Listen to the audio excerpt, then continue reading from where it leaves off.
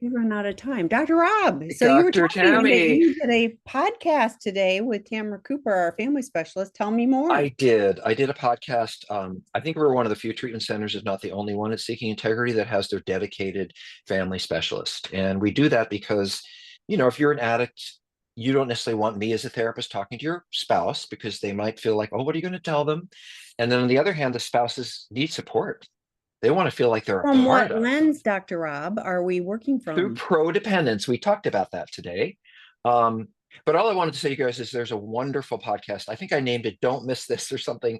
It's and because Tamara does all of our partners' work and has such a passion for it, her view on it is very direct and real, related to you guys specifically. So, sex, love, and addiction is the podcast, and I think that'll be coming up probably end of the week or next week at the latest. Yes, I'm not sure about timing, but yes, within the next week to 10 days at the most. So Great. And I figured out how to use the podcasting platform. hallelujah, because we've got some other ones. But I also want you mentioned, and Tamara really does have a heart for this work and partners in particular. So I will put a link in. We are more than half full for our Empowered Women's Retreat that is offered in January. And I'll just put a plug in for that. That is amazing and healing. And guess what we don't talk about? The addicts. This is all about the healing for the women who are brave and willing to come work on taking care of themselves and getting support from other to do so. This is not, we're going to focus on what do we need to do with him. It's how can we heal regardless of what he's doing or not doing. So it's only women, but for trade partners, if you're open to that, I will put the link. Like I said, we're more than half full, but we would welcome the opportunity to work with you. We will have another one in April too, but the January one is more than half full. So And I want to say something about the please, Empowered Women's Retreat, which is not to look at your problems. It's not to look at what's wrong with you or why you did this or why correct. you're in this Thank you. situation. Yeah. It's to re-own your power and to Yes. take your focus off the Empowered. trouble and engage in your own healing. I will Yeah. say something else about that, and that was funny today because I was talking to Tamara, and they are an Empowered Women's Retreat, right? And so one of the things that really disappointed me is I wanted to go. I mean, I'm Dr. Rob, I wanted to be on the screen. I wanted, and they're like, no, it's a women's retreat. You don't get to go. And I was, what do you mean I don't get to go? But we're going to start a men's. I'm going to get a men's one going next year. So I'm looking forward to that. That's all And you fine. can't come. And I'm completely fine with that. Like I honor like the space. It really, I've had the opportunity to participate in the three that we've offered, and like it takes me a couple of days to quit crying because I'm so moved by the shift in this. So, okay. Oh my God, go Dr. Rob, go Dr. Weiss. I always call you Dr. Rob. Thanks for saving my life. But one thing, tell me, are there so many strip clubs, OnlyFans, and glorified life of playas? I wish I knew this is talked of often. So, like this feels like Why are there so many strip clubs? Is because that there's so much people paying for because it. men Yeah, are very visual? And so strip clubs really works for us because we watch somebody and we like new things. We like very visual things. We're more into porn. We're more into changing images. This is why we like seeing that there. In general, I, you know, how many answers could I give to that, Tammy?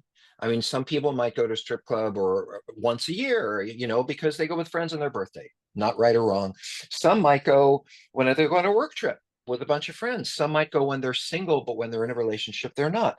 Um, the reason there are so many clubs is because people want to go. And ladies, I know that you may not want to hear this, but there are a lot of guys who are cheating. If there are that many clubs and that many men who are married and monogamous, those clubs are losing money.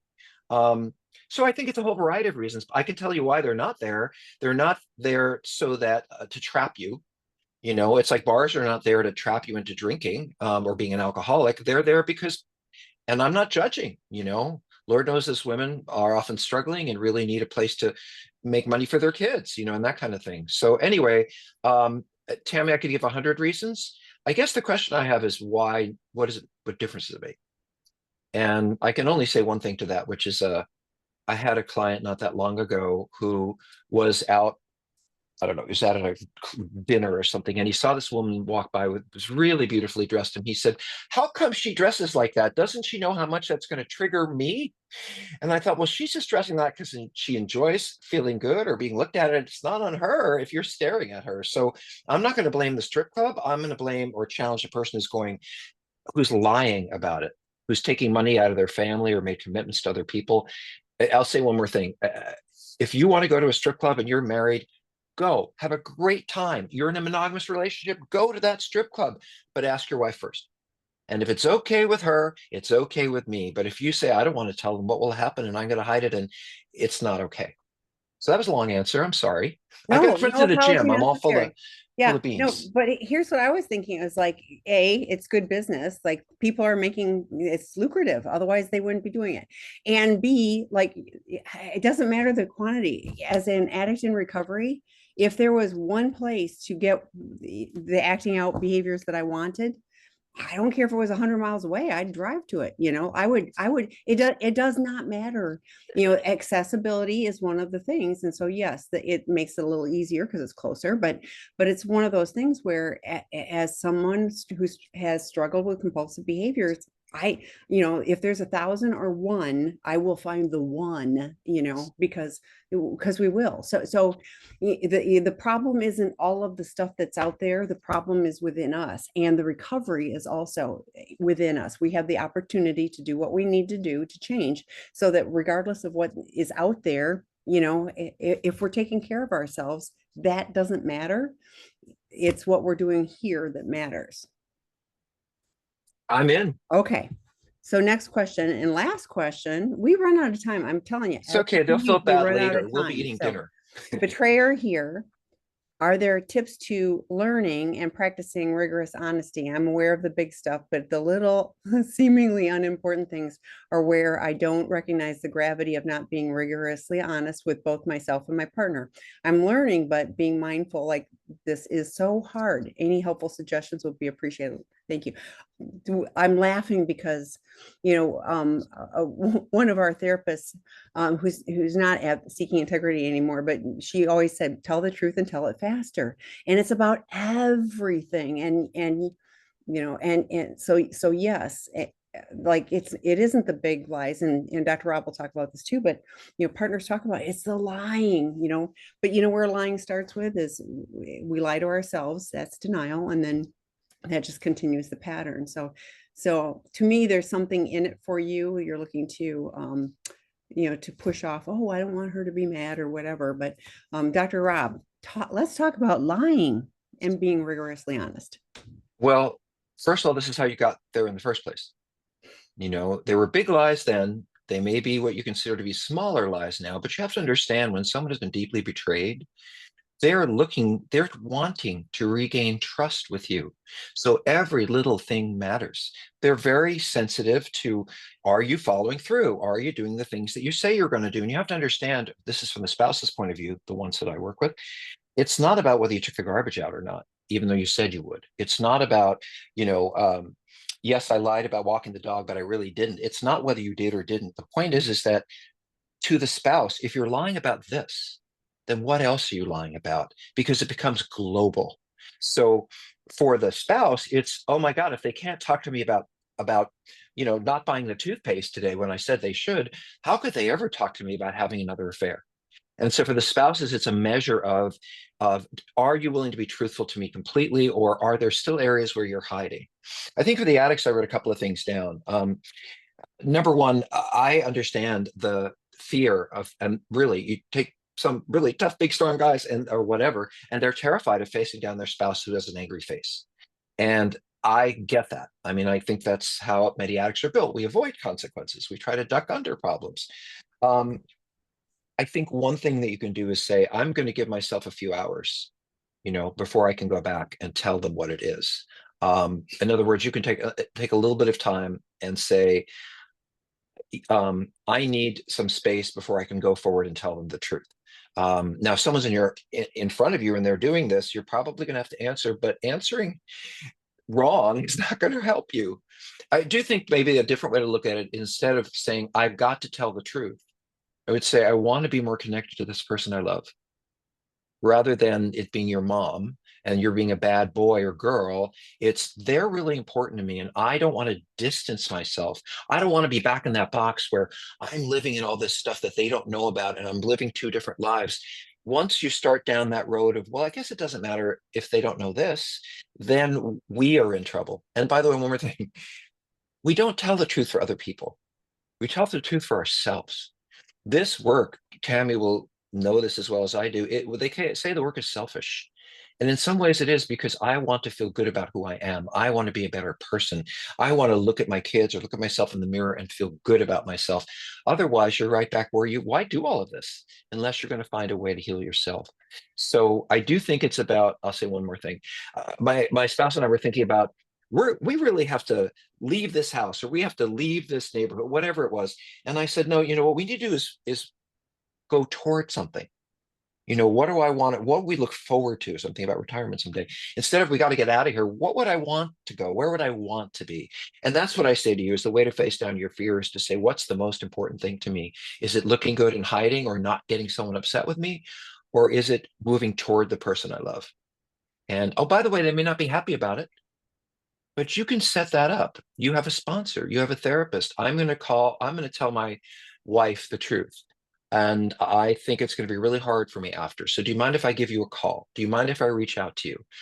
One more thing about lying. I had a really smart person in group say once, they were group therapy, and he said, when I think about going for a walk or taking the dog out or making something to eat or going on a vacation, I don't doubt myself. I don't say, should I take the dog or not? I just do it. But I'll tell you what, if you're thinking about something and saying, I wonder if this is a good idea, it probably isn't. And that means at least, your body's telling you something. I'm uncomfortable with this. At least run it by someone else. Run it by someone else. I'll give you one more clue. If the person you love, or even better, your kids, if you have them, are sitting on your shoulder looking and watching, would you want to see them to see you lying or telling the truth? Um, or if nothing else, put me in your attic and watch me looking down. Anyway, I could go on, and I have. Tammy, why don't we keep going? Well, I just want to tag onto that because, like you talked about slowing it down, and I think even slowing it down, taking a deep breath and saying, "I'm scared to tell you the truth, but I'm going to do it anyway." That diffuses. Like anytime I do something like that, it diffuses the situation. Like because I've owned that I'm afraid to. I'm afraid of your reaction. I'm afraid of, but I'm going to tell you the truth.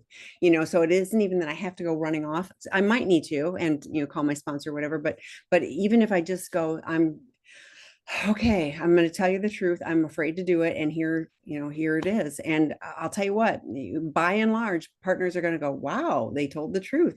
That's so That's different. refreshing based on, our Mhm. history of things. And I was in a 12-step meeting today and we talked about this, and you're exactly right. It's, one of the things I'm sharing what I shared. So it's not taking out of the meeting, but it was like, I want to, I don't like being uncomfortable. I don't like being off my serenity beam. So therefore, if I told a lie, I would know. Right. And do you know how much mental energy I would spend on that and trying to remember? It's just not worth it to me. I'll take the consequences and get over it fast. Yeah, somebody might not be happy with me in that moment about that, but I'm not holding on to it for, a week or, until I get found out. Because guess what? Partners find out, and then there's a bigger consequence to pay. So Yeah, I was going to say that they know. It isn't like, oh, I can fool them. Trust me. Tammy and I read a book about lying, and when someone's lying. You can just look at them. The spouses know. They've seen your face when you're doing this enough times to say, I don't buy that in their gut. So it's not like you're going to get away with anything. And one more thing, I don't want anything in my life to make me feel worse about myself. I already have enough time just feeling good, feeling I'm a good person. I'm giving as much as I can because my tendency is to get down on myself. I don't need another thing to get down on myself for. yes. So, okay. Okay. I'm still in the doghouse. So I'm going to go. Have you been to our Out of the Doghouse work group that we have another one starting in December, but that's an aside and I'll put a link in. I would love to attend the Empowered Men. And anyway, Hasn't so started yet. like there's zero information on that right now. All So right. Next anyway, my year. question is 14 months past D-Day. I am the addict going to groups and in therapy. Relationships change unilaterally, not bilaterally. It takes two people to maintain an old destructive dance. However, if one partner changes their dance, the dance changes. I do not engage with my partner's anger, name calling. My question is, are spouses perturbed when an addict changes completely? Ooh, that's a good question. Well, what this person is talking about is systemic theory, right, Tammy? Which is when you change one part of the system, the whole system is going to change. And if the system keeps going the way it does, nothing changes. Hmm. So, but you're right. That's what we're doing. We're as in recovery, we're stepping out of keeping that system going and being a part of a cog in that wheel. I don't really think that. What am I going to say? I do not engage in my partner name calling. My question is: are spouses perturbed when the addict changes completely? I don't think they care. It's like they're furious at you. They hurt. They don't believe you. It doesn't matter on some level. If you're thinking 3 months, 6 months, they're just going to be, I'm changing and they're going to be changing too. You're not on the same, and we've heard this a lot, Tim, you're not on the same flight path. May have known for years that this was going on. You are in a place where you're so grateful to be on a new path and feeling good and having direction and being a part of things. They may be still in complete crisis or just beginning to figure out what truck hit them. So it feels like there's an expectation in there, and I'm not sure that we should somehow be rolling at the same speed, or if I'm rolling, they should be rolling. And it doesn't really kind of go like that. Tammy, I'm going to look more at this question, but what are you thinking?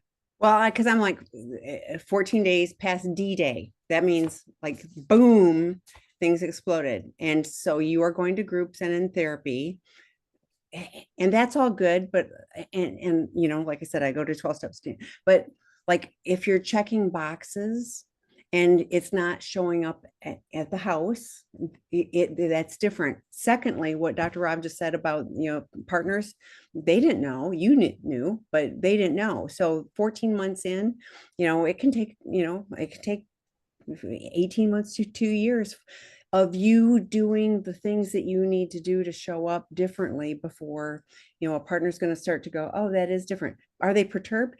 Like that's a really interesting question, because I think the system always fights change because I'm even if it's uncomfortable, we know it. And so could they be perceived as being perturbed? Possibly. They could also be skeptical, like, is this really true and lasting change? We talk about recovery takes 2 to 5 years. Okay, so you're still like you're still closer to 1 year than you are to 2 years. So if you're going to meetings, great. If you're working the steps, that's actually more important to me. Like, in fact, we talked about the 4th step today at my meeting, and like we're talking about how that starts to change things. So if you're just warming a seat at a meeting, like at least you're safe in that 1 hour. But it really is, how are you working to integrate what you're learning into every aspect of your life? And it's okay if your partner's perturbed or upset. Grief is real for partners. We have so many resources on, and we talk about that, where the grief is real. I thought we had this kind of a relationship. I thought you were this kind of a spouse, and all of that was wrong. What else? And even the grief of, like, how could I have missed all of this? How could I have been so deceived? All lots of feelings. And so holding the safe space for your partner's emotions, and not being defensive, and not, you can't fix her. You can really work on you and how you show up. So, I wrote a couple of things down, Tammy, as you okay. were talking. And by the way, when you guys see me do this, I'm not texting someone. What I really love about this, Tammy, is when this person says, I do not engage in my partner anger name calling. And, I let me see if I got the other. Oh, yeah. So, I really respect that. Hopefully, this couple has figured out what to do. So, for example, I've been married 23 years. I don't know about you, Tammy, but we get in fights. It happens. I have rules for me, my boundaries, which is if you start yelling or if you start slamming doors or whatever it is, I'm just going to go to another room, or I'm going to go for a walk, or I'm going to watch TV. I want to be with you. I care about you, but this isn't safe for me. It doesn't mean that they don't have a right to their anger. It's just the way they're acting it out scares me or makes me hopeless. And you're right, getting into it with them, but I didn't. Yes, I did, is not going to cure anything. So I love the fact that you are doing what we'd call a timeout. Just make sure your spouse knows that you have a plan, so they don't just think you're just walking out. The other thing that I have to comment on was the words, our spouse is perturbed when the addict changes completely. So I've been doing this work on myself for 85, you do the math, Tammy, 40 years or something. I have not changed completely. I changed Fair some. point. Yeah. I Fair changed point. some, but I think that if even if you're doing all this stuff, and God bless you if you are, you're going to meetings, you have a therapist, you work at disclosure, all that, that's great. But you have a lifetime of being a really broken person and acting in really broken ways. And I think the expectation of yourself is too high. And that leads to the expectation of the relationship. We're never healed completely. And certainly we can change behavior in a year, but really becoming more compassionate, more empathic, more engaged partners. And I have a lot of spouses who say, he's doing really well in his recovery, but he's still a jerk. And it's like, well, yeah, but not being a jerk takes a little longer in some ways. So I would say cut yourself some slack. You're not going to get this perfectly, and give yourself, and then have the grace to let your partner feel whatever they're feeling, because there's an expectation there that they should be changing, and they're going to do whatever they're going to do. It's none of your business. Just keep your side of the street clean. And good catch on the change completely, because you're right. Like, I've been doing this a few 24 hours too, and I'm still me. I'm just a way better version of me, but I still have I have the abandonment wounds and neglect wounds and all those. I just handled them differently now, but that doesn't mean they don't get poked and I don't have things come up for me. So, I want to add one more thing, oh, which is sure. I'm sorry. I didn't mean. no. Something worries me in this question, which is kind of like, and this comes up, I'm not saying it's you. Honey, look how many meetings I've been going to. Look how hard I've been working. It seems like we could be doing better together if you just understood that I'm doing all this work. You're doing that work for you. And if you have good moments with your spouse or good after, great. But it isn't like, if I do this, it's not de facto. If I work my recovery, then they are going to be this or that. They could divorce your butt, but what matters is, what kind of person do you want to be? How do you want to live your life? And if you do the right things for yourself, maybe things will change, but that's not up to you. So Well, that, and just not acting out is just not doing the things we weren't supposed to do in the first place. Like we don't get gold stars for like just abstinence. So it does take shifting. We talk about, these are maladaptive coping mechanisms. So I've learned a way to manage things so that, oh, this worked for me, and then it doesn't. Now it's causing complete chaos in my relationship. So I have to learn to do everything, but we have to unwind things back to, a much younger age when we first started all that. Now, first step, get solid recovery, and then the rest of it, honest to goodness, it's a lifelong journey. I continue to learn more, and I want to, like, I want to continue to be on that, like, we don't arrive. So, okay, the the next next question. question, Tammy, is going to I go right into love this this one. one. I feel guilty focusing on my 12 steps and not my wife's healing. Some SAA members have advised me to do so. Is it okay for me to try and complete both actions at the same time? This comes up in treatment a lot, because I've got a man who's been working with us who's married to a woman, and we use heterosexual terms because that's most of the folks who come to us. Actually, not most, but when I say the word husband, could be married to a man, could be married to a whatever that is. But in any case, I have a lot of the men who are working really hard in treatment, and a lot of it is, what they say is, well, how do I calm my wife down? How do I make her feel better? How do I? And they're right in the sense that you may have been in treatment, or you may have been working on your. Let me try it this way.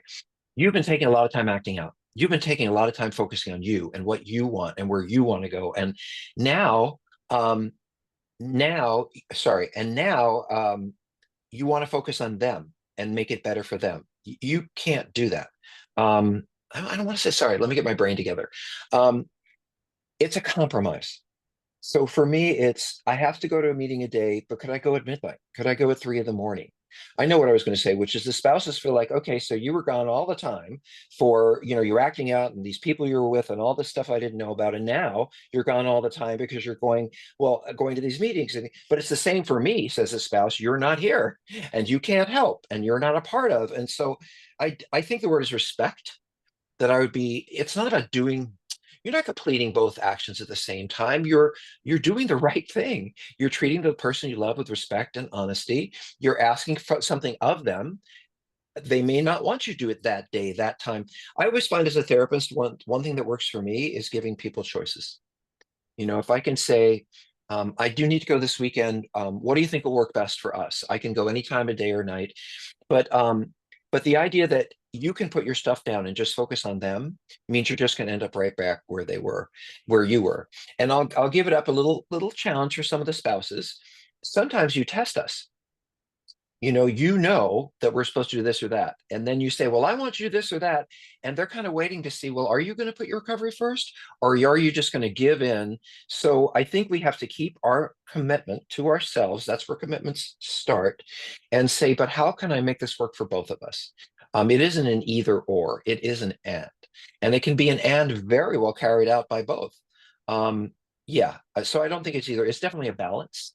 And ask your spouse, I have to do this for me, but how can I do this so that we can work it out so that you don't feel neglected or let down anymore? I don't know. You like this question, Tammy. What are you I thinking? do like, you know me in 12 step. So I do. So I was I had a good chunk of sobriety before I met my husband. And he's a brave man, because there have been times when he have said, would you like to talk about that after you go to your meeting? And and I Ah, love him enough to be able to go yes, rather than fighting with him and you can't tell me what to do.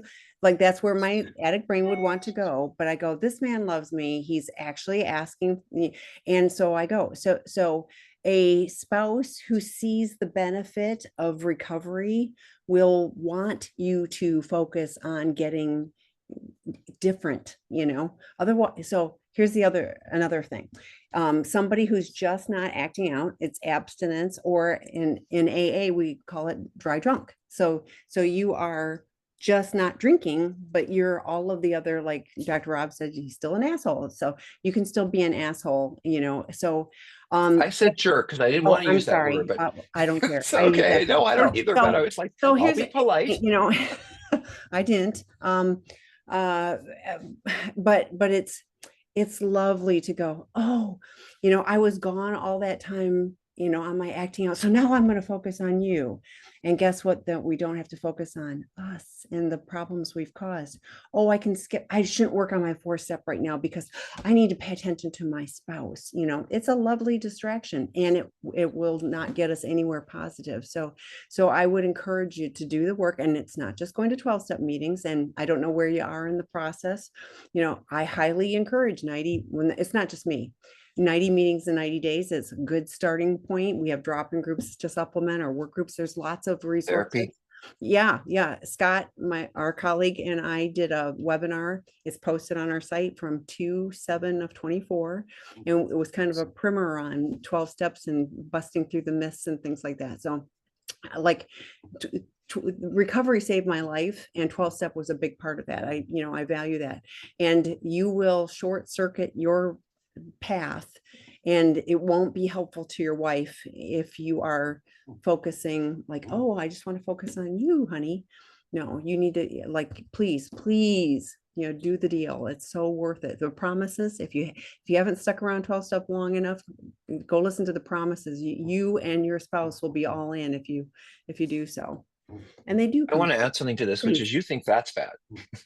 Let me make it worse. Yeah. Part of treatment and recovery is I have to learn how to do things that I enjoy, that bring me pleasure, that aren't sex. So one of the things we work on at Seeking Integrity with the men is, for example, I'll say, well, what do you do for a hobby? Well, I go to strip clubs. But what do you do for fun? Well, I look at porn. Well, they have no idea how to play or have fun unless it's around drinking or party, whatever that is. And so we really encourage someone to find something that they enjoy. Maybe they need to join a running club, or maybe they need, the thing is that we are asking them to do something that is good for them, that they enjoy, once a week, once every other week. Can you imagine how a spouse feels if you say, I'm going to go play golf for a couple hours, or they're going to, what right do you have to? And so there is a set of, again, boundaries for my healing. I love you. I know you're going to, how can I make this up? I'll spend tomorrow night and the next 3 nights cooking or whatever, but I have to do this for me. And that actually they may not like, but they will respect it over time. Oh, you're taking this seriously. Matters. So what do we got, Tan? Well, and to tag on to that, so If you've got kiddos, it's like, or even if you don't have kiddos, okay, I'm going to take these hours and go golfing with my sober, my other buddies in recovery, or, safe people, not the people I went to the strip club with. What time do you need for yourself? And I will be here. I will take care of things, whatever. I will hold the fort down while you, spouse, go get go have time. Like, everybody needs self-care. We harp on that all the time, particularly for betrayed partners, self-care. So what does a partner need? Help create the space for that as well. Okay, betrayed partner here. Disclosure was in May, and I feel he omitted and disclosed what he thinks I can handle hearing. We didn't polygraph. How can we rebuild trust when I feel that the disclosure was dishonest? And he says it was. Oh, do I wait? No.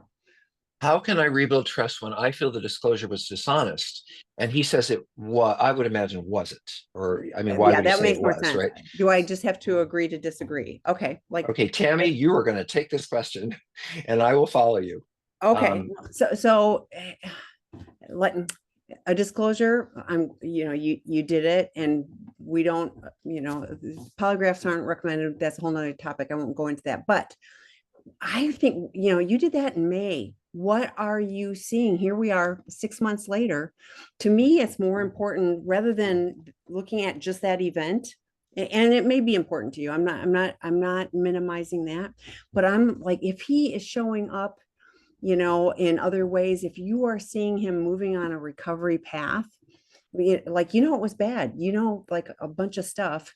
Um, so getting all the gory details maybe is super important to you. I don't know. But to me, I would care a lot about who is the person that's showing up now. Now, if you think that there was something like, like major, like he had sex with your best friend or something like that, like that would be a deal breaker, that would be different. But if you're going, gosh, I see him consistently doing his recovery work, and I see him starting to change, and he's not lying to me about taking out the trash or whatever, like, can that be a place, for healing for the two of you? Do you see a path forward? So, that's just my thought. So, Well, disclosure is a tool. It is not the end point. It is part of the healing process. A couple of things. I mean, on the one hand, I want to tell you as a partner, trust your gut. If something doesn't feel right, it probably isn't. On the other hand, I understand that you don't trust anything this person says. And especially when they say something like, that's it, or that's all. I would be curious about the process for these folks. For example, when I work with someone, I was thinking outpatient, I used to see a client. We spent 3 weeks working on their disclosure. We went through everything. We went through a timeline. We spent a lot of time making sure that that was all laid out in a very clear, very articulated way. Some people do that without a therapist. Some people just read 5 pages or 10 pages. So, you know, I, I do think it's important to make sure that some kind of professional is involved or knows what's going on. So you have, and again, Tammy has tons of resources, TAMI at seekingintegrity.com. And she can certainly point you to podcasts and information and things that we've done, webinars to talk about disclosure and their partner groups. There is no guarantee that you're not lying to me. There is no guarantee. No one in life says that something isn't going on still and I don't know about it. I think it's a risk. It is a risk that every spouse takes to say, I'm going to go forward with the hope and belief that you are being honest with me, knowing what's on the line. The only thing, two things I was going to say. I like the non-polygraph part. I think you should look at that. One of the reasons I don't like a polygraph, despite all the things that make them useless, is I want to give someone at least one chance to say, this is what I'm, rather than you got to prove it to me and you're going to prove it to me. Well, they might, but that's being honest under external pressure. I want someone to come forward and say, here is my truth. And I'm saying it because I love you and I don't want to leave anything out. And if I do leave anything out, I'm going to go back and tell you. Do you have to agree and disagree? I don't know. Tammy, trust is built over time with consistent behaviors. I would really watch, as Tammy said, how are things going? But if you go to some of the partners groups, Nobody trusts that disclosures. I mean, why would they? You've lied to me for so long. I will say that, Tammy, we talk about this drip, drip, drip of disclosure, which means I only tell you as much as I think you know, because I don't want to lead you toward anything that you might be more upset about, or that might lead to another thing. So I'm still grabbing onto control by controlling the stream of information. And what I want to say to you, addicts, is that's going to fall on your head. They're going to find out. It's going to come back at you. They're going to see something or feel something, and then they're going to doubt everything. So I would maybe give this someone some grace. You've got 2 weeks, and then we're going to go to therapy, whatever. I'm going to need to know if there's anything else. There's one more thing, the boundaries for the partner. And I have to ask you this, Tammy. If I am a partner and I'm expecting you to be complete in your disclosure and something still doesn't feel right, what do I do to take care of myself? How do I stop obsessing about whether it's true or not? How do I live with the fact that it isn't? How do I set a boundary and say, if this happens again? So how does the spouse look at it, and how can you help with some of my questions? I'm thinking. Well, so we talk a lot about internal boundaries, and an internal boundary is about myself. And I am not going to obsess on what you did or didn't do, or like how the disclosure went or whatever. What do I need to do to take care of myself? If I really don't think it was complete, then like you talked about earlier, I'm going to pull myself away. I want to be with you, but I'm going to not be quite as close, and I'm going to be watching to see what's happening. If I see that things are moving forward in a positive direction, then I probably will lean in and be closer. With a formal therapeutic disclosure, and I caught that you didn't say a formal therapeutic disclosure, you said disclosure was. So Like with a professional. yes, so it may or may not be, and I'm not going to get stuck on that, but with qualified professionals, it would be okay to talk to your therapist and go, like, I am concerned, and particularly if you have, like, I'm worried about this particular thing, and that might have been one of the questions that you asked about. But and with a formal therapeutic disclosure with qualified professionals, there is if something comes to mind, and that can happen after the fact. And so, yes, sometimes people choose not to say it. That's a horrible idea, just for all the reasons Dr. Rob just said. But sometimes it's like, gosh, I completely forgot about that. Something, trips me in a meeting, or I'm talking to somebody and I go, oh, I forgot about that. Then there's an opportunity. There's a process. That's what part of formal therapeutic disclosure.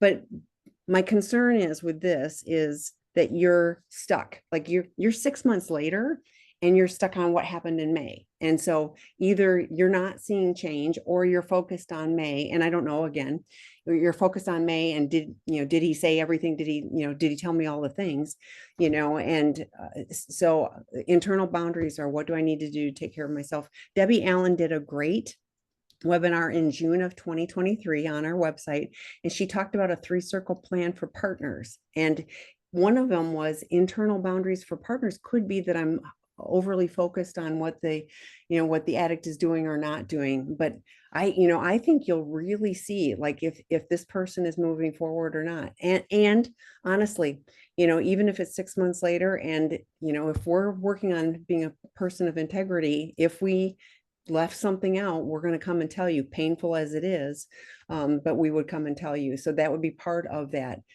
But again, maybe not. And what are you seeing in the moment? Because it could be 2 years from now and you could still be focused on May of 2024 and wondering. So that would be a stuck, in my opinion, that would feel stuck for you. And I would hate to see that, being stuck. So. Oh, excuse me. I'm joking here. I would also say to someone, I'm not going to give you a lot of chances at this. This isn't I don't like that roast beef, next time buy another one. And I am trusting you enough to put my emotional life and future on the line with you. It is a very serious thing. Is there anything else? Take the weekend, write it down. Here's your chance. But I am too devastated, too overwhelmed, too clear that I need to take care of myself to go through all of this again. So I want you to know, you get a pass, maybe. You get to, but if I found anything else later, not with rage, if I find something else, that's not helpful. But for me, I know what I can tolerate. And I know that I may need to take steps to distance myself from you in whatever way if this does become true. So please, love you. Maybe you made mistakes. Maybe you lied. I just need this to not happen again. And if you respect me and love me, you won't let it happen again. Because if you think the lying is going to be better, it's I won't like what you tell me, but it's a lot worse for both of us to find it out later. You said tell the truth and tell it faster. Faster. I Yeah. got that from Sharon O'Hara. Just Yeah. want to let you know. No, Karen always said it. She got it from Sharon too. Yeah, I believe it. Okay. Dr. Rob, I'm the betrayer. My question is I still not under, oh wait, my question is, I still not understand why my affair partner who was married lost it, stalking me, sending mail to my wife. I have moved on. I still need to come to terms with the past to move on. So I want to say something about this. This is one of those more specific situations that I don't think Tammy and I can definitely speak to individually because this involves some individual things. But I'm a couple of the staff do consult sessions. Tammy does them where you can a We do half hour support and sessions. Yeah. yeah, they're So not 45 or therapy, 50 minutes. Yeah. So, but but sorting through this happened and how should I handle that and what does this mean? And I don't think that's necessarily something that we can do in detail here. But I do think that that is the kind of question you might want to seek a little bit more individual help with because there's so many questions about your question. Um, so I don't know if there's anything else you want to add to that. well, this to me feels like a legal, honestly, a legal Mhm. question, like an order of protection or whatever. It sounds like your affair partner, is probably not completely stable, and I'm sorry, and who I feel this sorriest for is your spouse, who is like has to deal with. I've worked with other betrayed partners who this has happened, and there they are, and they're feeling vulnerable and unsafe because of all of this other stuff that's happening out, outside of that. So I don't understand why it doesn't matter. Like they're feeling betrayed or left or whatever, but the why is irrelevant. It's like, what do you need to do to be safe for yourself and for your family, so that I mean, I listen to too I many actually do want to add podcasts. something, Yeah. if that's okay, because um, I'd be curious. I know this is hard for the spouses to hear. Under what circumstances did you end that relationship? Because if you said, I got to go buy, I'm married, click, that person might be pretty pissed at you. I've seen a lot of affair partners say, you know what, after 5 years or whatever it is, you're going to just dump me like this. And honestly, they are people too. And maybe you said things to them like affair partners, I really care about you. Or, my marriage is unhappy, but I'm happy with you. Or maybe the worst of all, I have loving feelings for you. Well, they believe you. They're carrying to that. And all of a sudden you say, got to go bye bye. So I just want to you to think, and I'm not saying go back and fix it. I'm not saying call the affair partner, you've done what you've done. I'm simply saying that they may be enraged about the way you did this to them, about how you did this to them, about the whole picture. So when you say stalking me, sending mail to my wife, lost it, it sounds like, they need to be in some kind of mental hospital. It's like, well, maybe you jerk them along for years and now they're in a mess emotionally and now you're like, okay, bye-bye, I'm moving on. Yeah, I can understand, and we're just going to lead into the next question, but I think we're all too ready to point and say, how could that affair partner, knowing that I'm trying to repair my marriage, well, how did you treat them and how did you lead them and how did you engage them and what promises did you make to lead them? I'm going to leave my wife, well, you said you were going to do that. By the way, Tammy, just to say it, I think the numbers are like 92% of men, the low 90s, who say they're going to leave their spouse never do. They say to their partner, I'm leaving, I promise. Over 90% never do. So if you're someone who's having an affair with someone and you think that they're going to go off with you, now, if their marriage is ended or whatever, but the idea that somehow they're going to love me enough and they're so unhappy in their relationship, and trust me, that's all a line. They're never going to leave. Um, So I've got one more for you. Do you know how many times I get calls that I was the former affair partner and he's cheating on me? So, right. so there's a, like, if you're apparently in that 8%, and it's like, okay, we got together and now it's all going to be great. And no, it's not. Well, and that's the dilemma for an affair, Tammy, is I think if I'm with that person, I'll be happier. or life is going to go better, or whatever it is. And the truth is that addicts, you're with that person or you're spending a lot of time with them and then you cheat on them. And so is it really about the person or is it about the brokenness inside of you? And when I work with a man who's saying, I've got a big problem, I don't know which one to be with, and as how arrogant is that? I say, you know what? Maybe you need to be neither one. Maybe you need to look at your own desperation to have somebody around all the time. One more thing to you partners.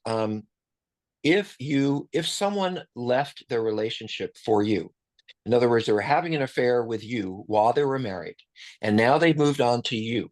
Guess what? I have so many, this is sort of what Tammy was saying. I have so many betrayed partners who say, well, I was the affair partner, but I never thought they'd do that to me. Well, they did it to the last person. Or what I do consultations and I talk to people for a couple of hours, and you can arrange those with Tammy as well. And I often hear things like, well, you know, how could he cheat on me, cheat on his wife? Or when I ask the guys in my consultations, were you married before? Yes. How did that relationship end? Well, I was cheating. And then after well, I dated for 5 years and went into that relationship. She found out that I was going to sex clubs. So it's not like you're going to get better by finding the next person. You're going to get finding better by realizing what you have to lose. And I want to say one more thing. When I first had this book called Out of the Doghouse published, which is about men learning how to rebuild their relationships when they have cheated. There's a Christian version, there's a non-Christian version, and I was thinking of the word for that. Secular. Thank you. One of the things in that book is, let's say this to the, is being in the doghouse means that you respect and understand what that other person has gone through. And thank you. The goal of Out of the Doghouse is not to find a way to really make your spouse feel better. I mean, that's a little trick. It's really how to be a better and more respectful person with someone that you care about. And so, yeah, I would throw it back on you and say, how did you lead this person or leave this person in a way that they are so enraged, so disappointed, so hurt? How did you lead them on? And now you've just dumped them. I have men who act out in the workplace, the Me Too situation. And I had a guy not too long ago. I said, well, how did you end that workplace affair? Well, I told her that it was going to be a real problem for us, and she just couldn't work for me anymore. Well, you want to open your door to a lawsuit? Get rid of the person you've been having the affair partner with because your spouse is upset, and watch what happens. So we make our beds and we lie in them. You might have look at what part you've had in creating the situation. Can I say one more thing? I can always say one more thing. Years and years and years ago, when Tammy and I were just wee things, I worked Wee in things. We were wee wee things. things. We were wee little things. I worked in a treatment program in a much earlier stage of this work, but I loved this part. We would have spouses come for a week because people had the luxury of doing a family week back then. And if we could, we would invite the affair partner and the spouse. So I've got a man and his affair partner of 7 years and his wife. And believe me, at the beginning, these two women want to go after each other. But by the end of the week, they're best friends because they realize that guy screwed them both over. And then, it's easy to point at the other woman. What's harder is to point at the person who's with you and say, you did this, not. And I hear that all the time. Well, how could they do this? How could they do this to him? They know I'm married. Anyway, I have more. The next question. This is all Yeah. for you, Tammy, and then I'll jump in. No, you should do you believe in righteous victimhood? Do the betrayed have the right to be abusive because you betrayed them? I understand the anger, the grief. How can I support my partner to do this safely without making it worse? Well, number one is I think we talked about setting boundaries. And so when there isn't anger, when there isn't in the middle of a fight, I think that I would begin to say, I want to listen to you. I want to talk about things we have to talk about. We can even, as Tam and I've talked about, create a designated time. We're going to talk each evening or every other evening to make space to be able to have those conversations. But abusive, when I think of abusive, I think screaming at someone, telling they're not worthwhile, taking their children away, throwing things, breaking things, setting things on fire, telling someone they don't deserve to live, or abusive is abusive. And it always comes back on me, you know, for the spouse. who do they want to see themselves as being? Because it's going to fall back on them, that rage, that anger. They did that. I've had people, spouses, come to me and say years later, I didn't really realize how sick they were. And I wish now that I had, not that I'd, been all loving and sweet because they did this to me, or they did this, but I wish I'd better understood how I didn't want to look at myself. I had a spouse say, I wish I hadn't done those things because I don't respect the way I treated my spouse, and I don't want to be that person. So for the spouse, I think it has to be a way to come to peace again with who do they want to be. I hope that your spouse has resources. I hope that they're going to groups, that they're talking about what's going on with them, that they're getting support from other women or men or whatever their gender is. I don't think that the two of you can necessarily turn to each other and make this work. And there is a thing called boundaries, which is, by the way, do I believe in righteous victimhood? I think you mean self-righteous.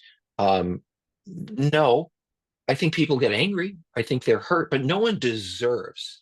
After what you did to me, you deserve this, or I deserve to be able to treat you like that. I don't think that's conducive to healing a relationship. It's really taking the person and shoving them against the wall. You don't want to do things that have been done to you. So, no, I don't believe in self-righteousness, and yes, you've been victimized, but that means, as Tammy said, you need support. You need love, you need nurturing, you need to calm down and regulate yourself. Righteous victimhood means I'm just going to play into that rumination and anger, and I'm really going to keep going. And the goal is to find a way to be at peace with what's happened and at peace. And I'll say one last thing is, as long as that spouse is pointing the finger at you, they're not going to find a way to find peace within themselves, because all the yelling at you in the world is not going to solve their pain. You can't, you made it, sorry, you made it happen, but you can't fix it.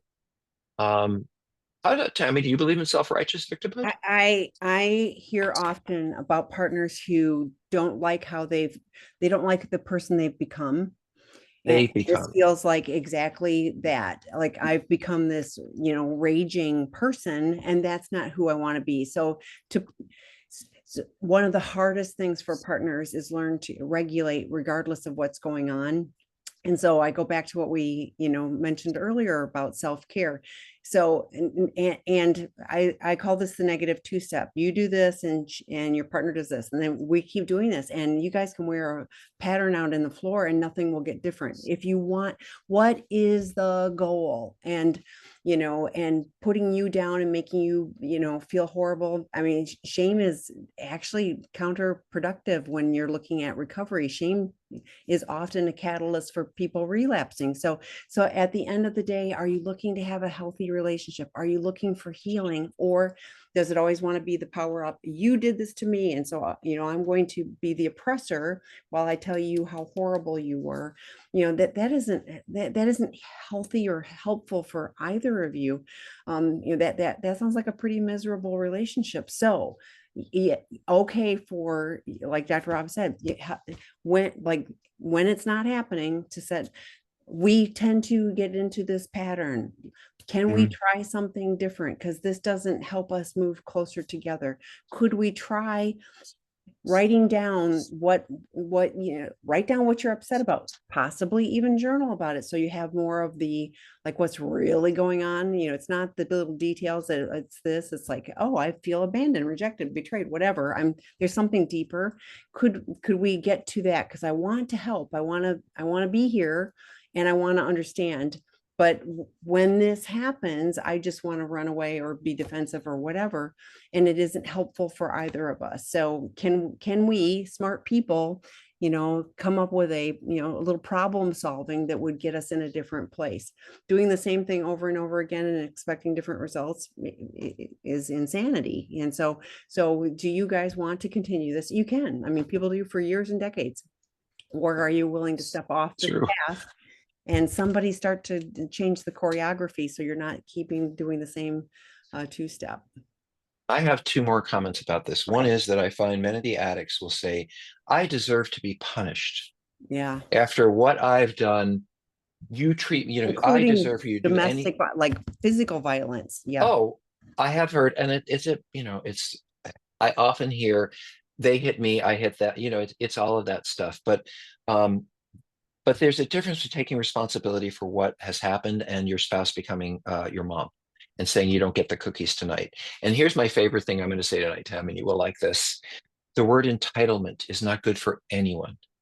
As an addict, entitlement looks like, well, how they I'm doing all this stuff for the family and they don't appreciate it. I'm going to go have sex with someone else. Or look how hard I'm working. Look how many hours I deserve. I'm entitled. I should be able to have that sex act whenever I want because look at how hard and my boss was mean. And so addicts, this is one of our most dangerous words is entitlement. When you feel entitled, you're in trouble.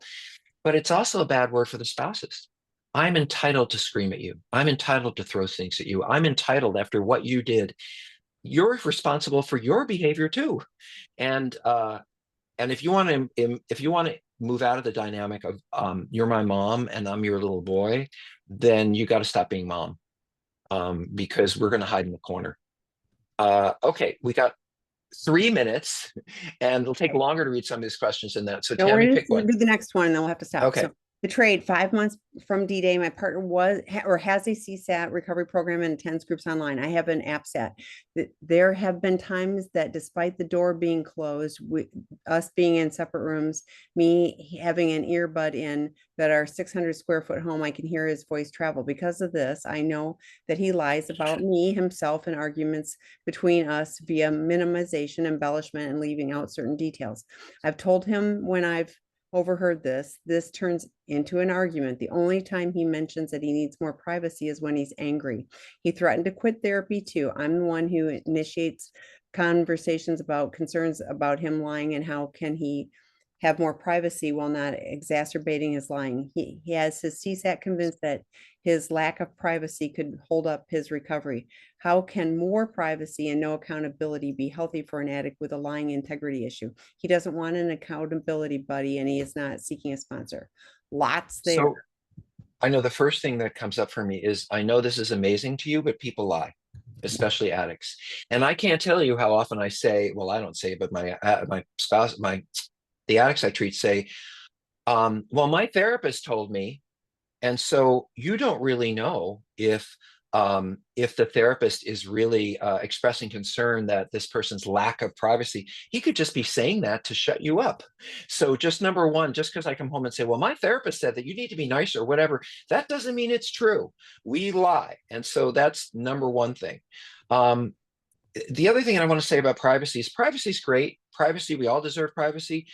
But when you lie and you cheat and you destroy someone, all bets are off. I no longer have the right to say, well, you can't look at my phone or you don't get to look. Yeah, you do, because you've destroyed my life with lying and cheating. So I don't trust you. If you want me to regain trust, I want to be able to access whatever it is I need to access, especially at least in the beginning. So to me, this whole thing about, well, I'm entitled to more privacy. Now, I don't know about the part about them not having enough space, Tammy, to really be able to meaningfully work through this. Maybe you can speak to that because, yeah, well, two things. What you're hearing is terrifying. And I'm wondering what you're doing about what you're hearing. If you're saying, yeah, and Tammy, so there's so much in here. Can you speak to the privacy issue? No, I'm going to speak to Go ahead. yeah, because 5 months from D-Day and yeah, so like Dr. Rob said, what his therapist says to him and what you're hearing his therapist says to him could be completely different. I'm going to go right to what are your healthy boundaries for you? It's like he's clearly, checking a few minimal boxes off, going to some meetings, lying, minimizing, but I don't hear that he's really working on being in recovery. He doesn't want an accountability buddy. He does not seek a sponsor. He's not working the steps. I can guarantee that just from what you're sharing here. So at some point, he's not working to build trust. So what do you need to do to take care of you regardless of that? The overhearing meeting, or like he can go sit in the car. Like I have people that do support sessions from a vehicle because they have privacy. So it's up to him to create the privacy. If it's too close in the house, he can, that's his deal. I'm going to go back to you though. What are your internal boundaries? How do you take care of yourself? Because this person is clearly, not all in yet on a Right. recovery plan. So, I don't know how to understand how he became the victim. Or yeah. he has victimized you. I assume it's a man. He has victimized you, and now it's turned into, well, poor me. You won't give you the space that I need, and you're listening. And now you like poor him. He ruined your life. He had sex with 300 people, but you're supposed to feel bad because you're not giving him the space he needs to heal. I think that's what I would call this person is an asshole. And if they're listening, we have a treatment program for you. How could you treat the person you love like this? Why don't you just move out? If you're so concerned with privacy and what they're saying, and you need more space, go live somewhere else because this person deserves your respect. And if they're listening, it's because they're terrified. They're not listening because they want to listen in on you. They're listening because they feel so unsafe that they're trying to figure out, am I going to be okay? Is this going to be okay? So you can't say it necessarily to this person, but I can say back up big time. I would also sit with the CSAT. I would bring my therapist, their therapist, and the two of us to sit down and say, what's going on? Because this is something that could be worked out in a conversation with all four, but you don't know what's coming back at the other end. So this is yeah, if you both have therapists, take advantage of them. And now if your addict says, well, but my therapy is private. Well, when I trust you again, feel free. But I don't believe you and you're treating me like shit. So no, your therapy is not private. I need to be a part of it. Yeah. So I'm going to read the last comment because it's just a read. So, this is in response to a previous one. sure. I just want to share that my sex addict partner and I went on vacation together, and he didn't attend his meetings or do his step work while we were on vacation so he could focus fully on me. Coming back home was miserable. He had a terrible attitude towards me, multiple slips, Ooh, and things went very chaotic for both of us as he tried to get back into the swing of the program. Prioritizing 12 step is prioritizing your wife. Thank you for sharing that. I so agree. I love going to meetings out of town too because I meet different people, and it's like it's anyway. So that's all I wanted to share. That. Thank you for sharing, everyone. Thanks for the questions. Thanks, Dr. Rob. Great to see. visit us. We have so many resources for you that Yes, are absolutely yes, free. Come visit. yes. Please, See yeah. you All right. later. Bye, Thanks, Tammy. everyone.